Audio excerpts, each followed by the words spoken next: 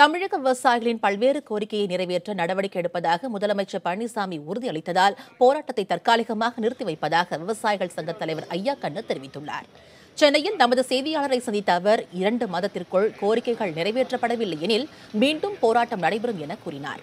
முன்னதாக தலைமைச் செயலகத்தில் முதலமைச்சர் எடப்பாடி பழனிசாமியை சந்தித்த அவர் விவசாயிகளுக்கு ஓய்வூதியம், விவசாய கடன் தள்ளுபடி உள்ளிட்ட கோரிக்கைகளை நிறைவேற்ற நடவடிக்கை எடுக்கப்படும் என முதலமைச்சர் உறுதியளித்ததாக கூறினார்.